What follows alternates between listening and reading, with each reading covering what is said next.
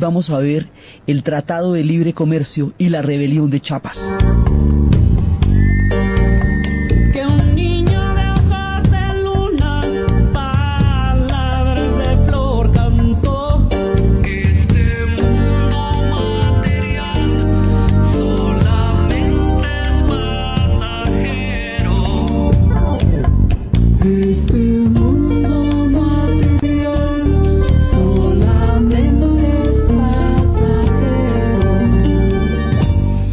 La vez pasada estábamos viendo el tema de la deuda, cómo México se pegó una endeudada con la banca privada, la cosa más impresionante, y eso hizo ferias y fiestas, ochas y panochas, hizo hasta para vender, se metió en unos megaproyectos de una envergadura impresionante con unos costos muy altos, muchísimo más altos de lo que inicialmente costaba el proyecto, se metieron una cantidad de cosas, piñatearon, feriaron, sacaron contratos, de todo, mejor dicho, eso, se volvieron locos con la deuda que habían adquirido con todos los préstamos, y a la hora de pagar habíamos visto como cuando el señor Barriga llegó a pedir la renta a la vecindad donde que había con qué pagar.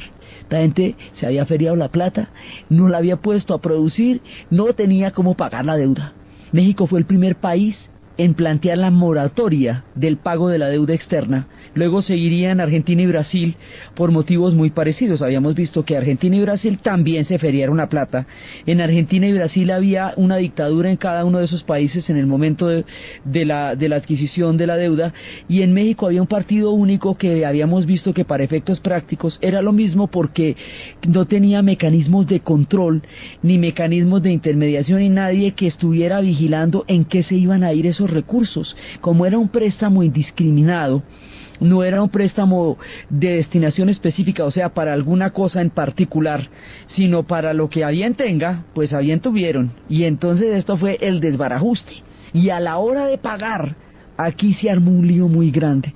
Y este es el punto de quiebre de nuestro relato, porque de aquí van a pasar una cantidad de cosas. Entonces lo primero que va a pasar es que se pone ya, a partir de este momento, el PRI tiene que pagar la deuda. Una cosa es que haya moratoria, negociación, lo que usted quiera, pero hay que pagarla. Ese billete hay que devolverlo y no hay con qué. Entonces la deuda le toca a todo el pueblo mexicano pagarla, pero no le benefició a todo el pueblo mexicano. No, ese billete no le llegó a todos los mexicanos. La pagada de ese billete, la cobrada, eso sí, más bien sí.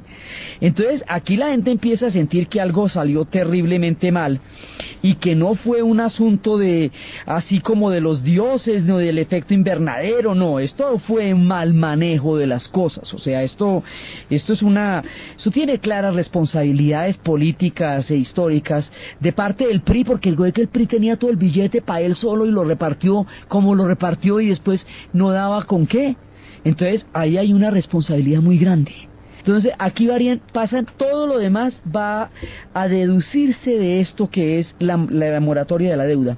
Primero que todo, esto le quita al PRI la posibilidad de el pegue del Estado benefactor. O sea, el PRI sostenía su estructura de partido único y contenía a la sociedad mexicana, porque era capaz de subsidiar a todos los sectores.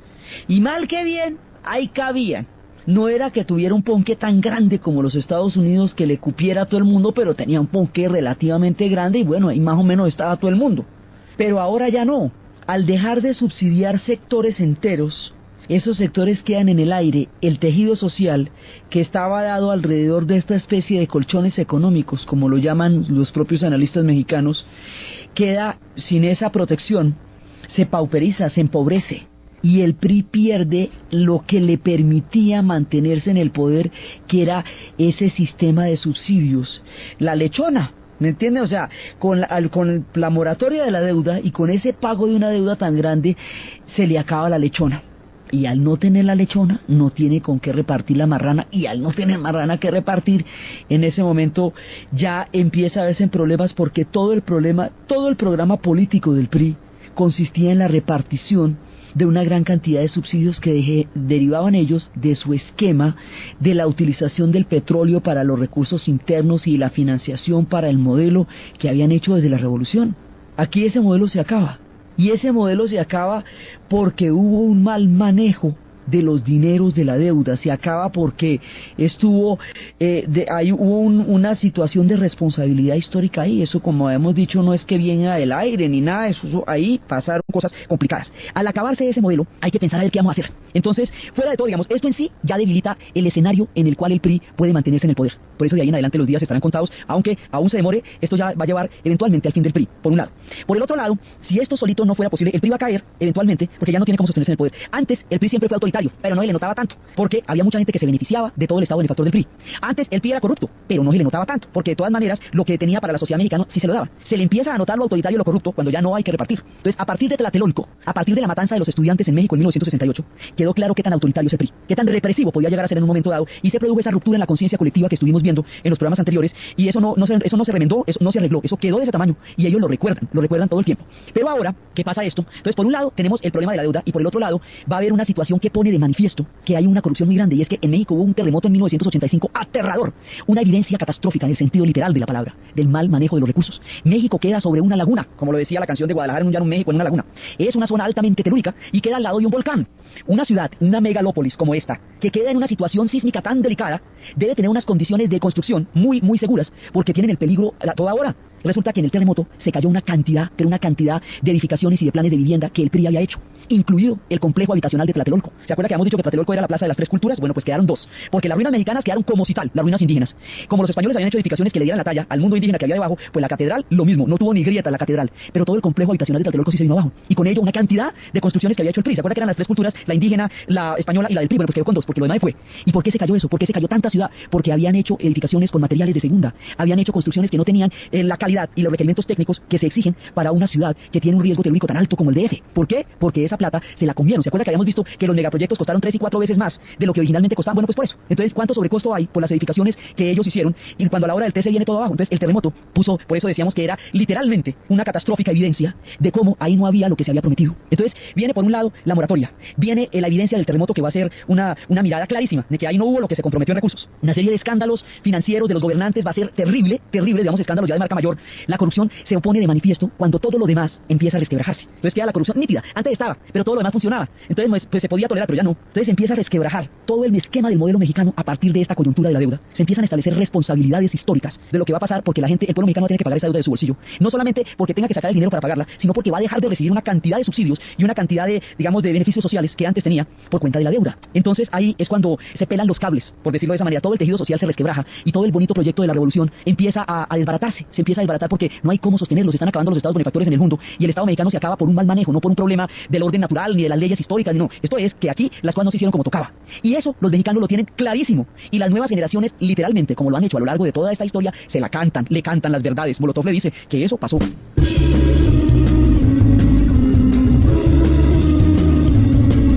La policía te está extorsionando, pero esto depende de lo que tú estás pagando, y si te tratan como a un delincuente, no es tu culpa. Dale gracias a la gente que arrancar el problema de raíz y cambiar al gobierno de nuestro país. Entonces, como hemos visto a lo largo de la serie, ellos cantan lo que les va pasando y tienen la conciencia de que fueron potencia mundial, tienen la conciencia del lugar que han ocupado en la historia. México tiene una característica fundamental. México es un país con memoria.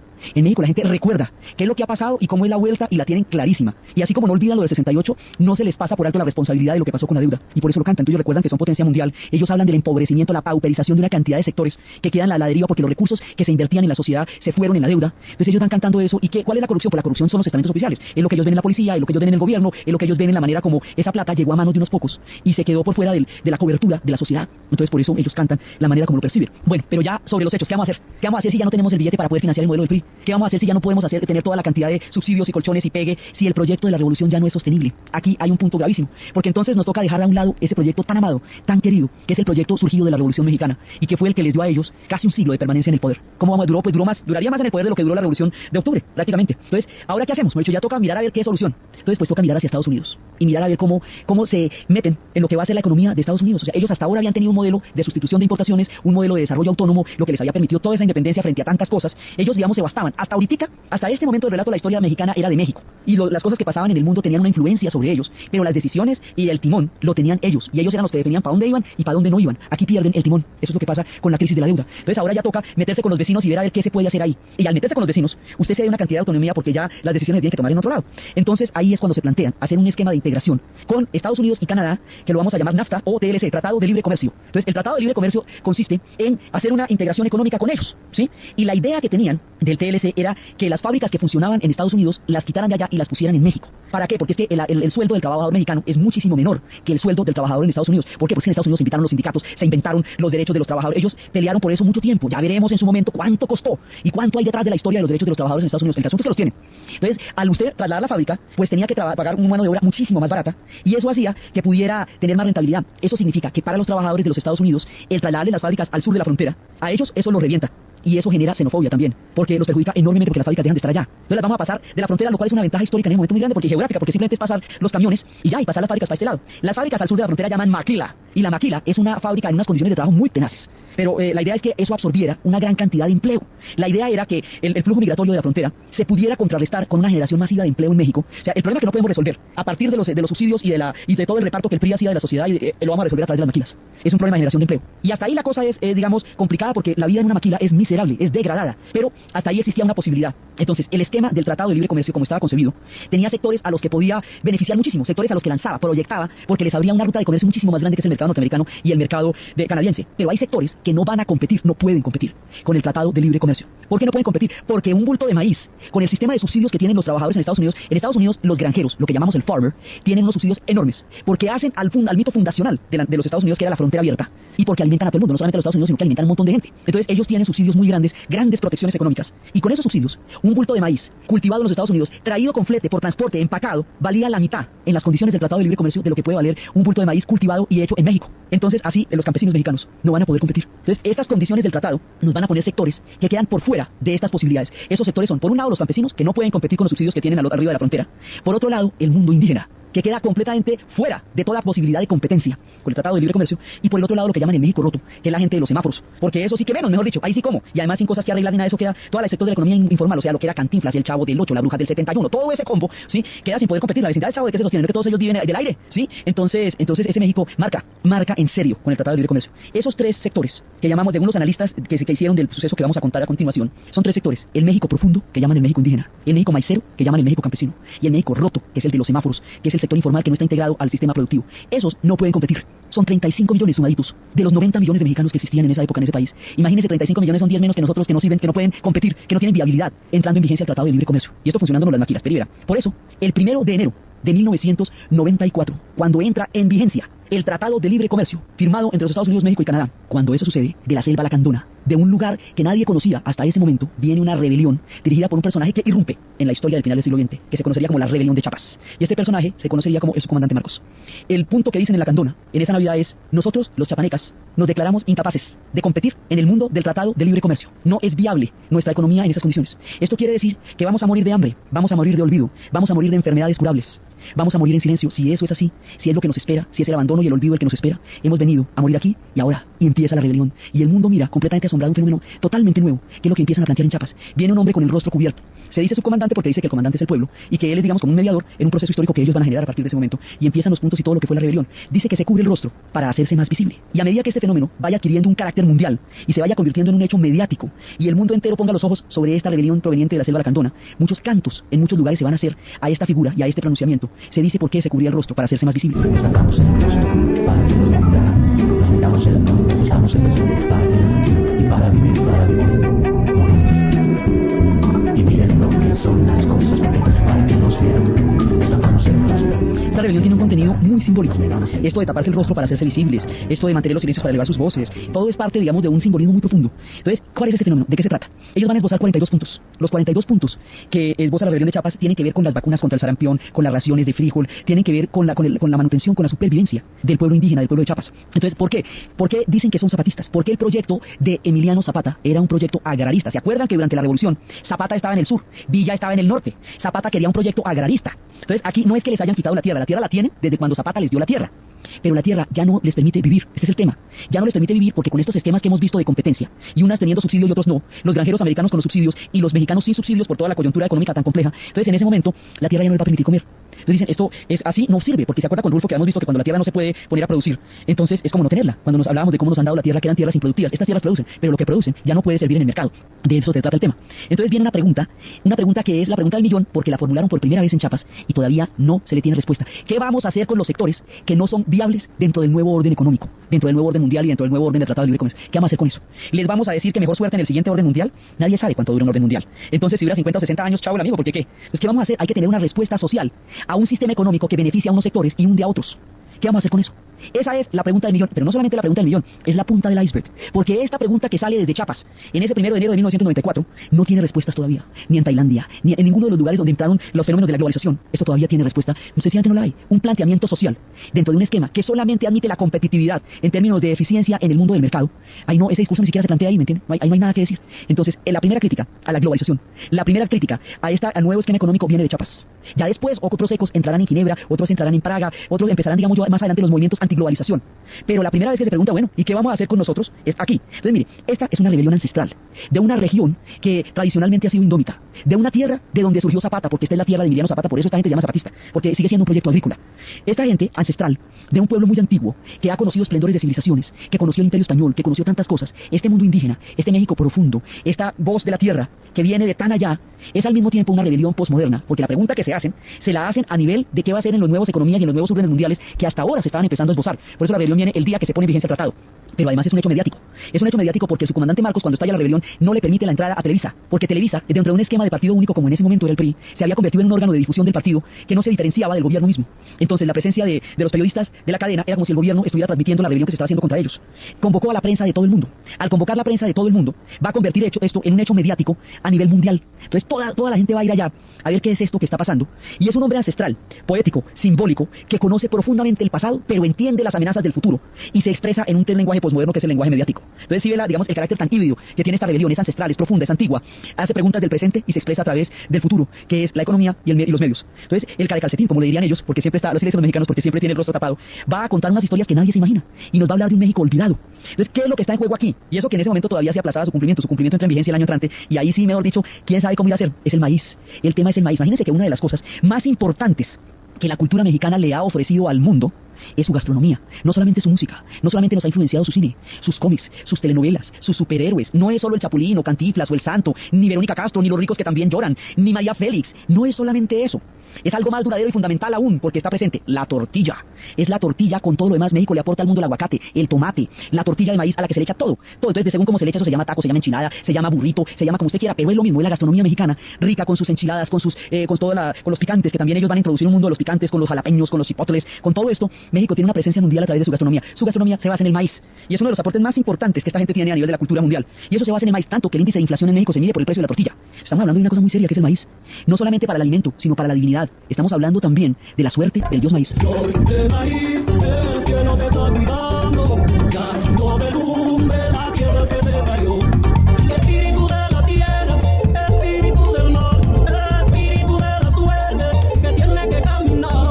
Es el tema que está en cuestión aquí, la tierra que te parió. ¿Qué va a pasar con eso? La gente que pertenece a esa tierra no va a poder vivir en ella. Cuando son hijos del maíz, ancestralmente les ha pertenecido no solamente la tierra, sino la posibilidad de comer en la tierra. Es lo que se está jugando ahorita, la posibilidad de comer de esa tierra. Entonces, ellos empiezan a declarar una serie de planteamientos completamente nuevos. Ellos no pretenden tomarse el poder.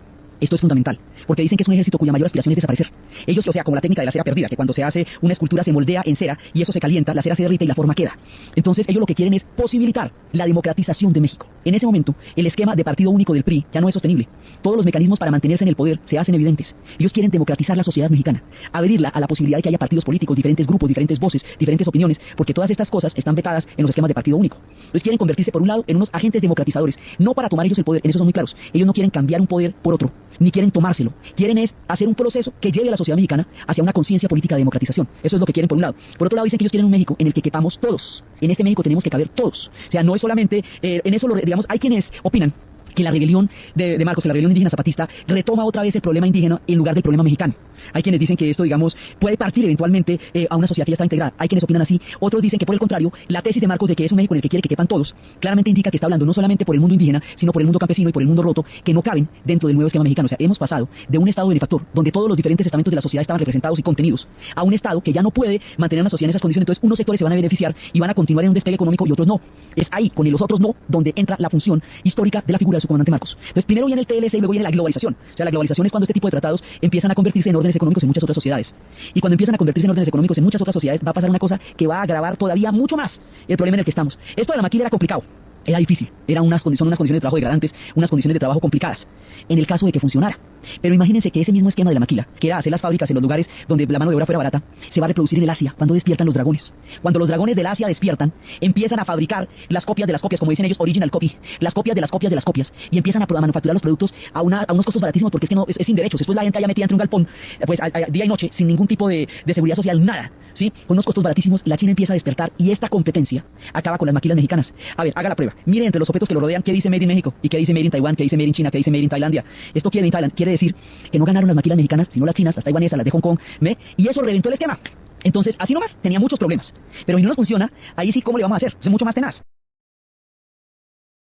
Pero si no nos funciona, ahí sí, ¿cómo le vamos a hacer? Es mucho más tenaz. Entonces esto hace que el esquema de la frontera no represente los beneficios que se habían calculado, porque el PRI se le había jugado a eso. Listo, yo desmonto el Estado, pero con la maquila absorbo el empleo. Y ahí, digamos, de unas por otras, no nos queda bonito, pero ahí se le hace. Pero la maquila no funcionó, porque los dragones del Asia se comieron ese pedazo.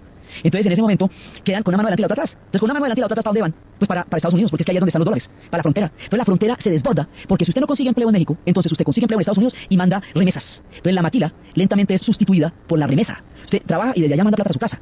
Y esto desborda una cantidad de la frontera en un momento en que la sociedad americana ya no los quiere recibir. Ya pasó la época de la economía de la Segunda Guerra Mundial, donde necesitaban para apoyo mientras estaban en el frente. Ya pasó el ciclo de expansión de Estados Unidos, donde podían absorber una gran cantidad de mano de obra, porque los norteamericanos estaban haciendo oficios que ya no, que desempeñaban otra categoría y otra modalidad. Entonces ya los oficios de las sociedades más pobres se los dejan a los mexicanos. Ya no pasa eso, porque la revolución del microchip, que era un chisme de los 80s, ahora es una realidad. Entonces se necesita trabajo altamente calificado por un lado, y por otro lado hay mucho más desempleo, y la mano de obra sí se empieza a necesitar para todo el mundo, por un lado. Entonces ya no, los mexicanos ya no se necesitan allá, ya no los quieren. Ya ha habido una baja en los niveles de vida de los trabajadores en Estados Unidos por cuenta de las maquilas, lo que ha generado una xenofobia. No hay la capacidad de empleo y no hay la condición histórica de querer recibir a todos estos mexicanos huyendo de una economía que se desbarata, de una maquila que ya no los absorbe. Entonces se va generando una tensión en la frontera. La tensión se va a poner del tamaño que usted quiera, porque eso todavía no tiene solución, pero es aquí donde se empieza a volver complicado, porque empieza a poco a virar el carácter del emigrante, y poco a poco se va a criminalizar el carácter del emigrante. Es un proceso paulatino, pero es un proceso muy duro, en el cual las cosas se van a hacer mucho más difíciles para ellos, tanto dentro de México como en la frontera. Y todo esto está pasando alrededor del contexto del TLC, de la quiebra, digamos. Esta crisis va generando todos estos factores a la vez, y Lila Downs nos relaciona todo esto.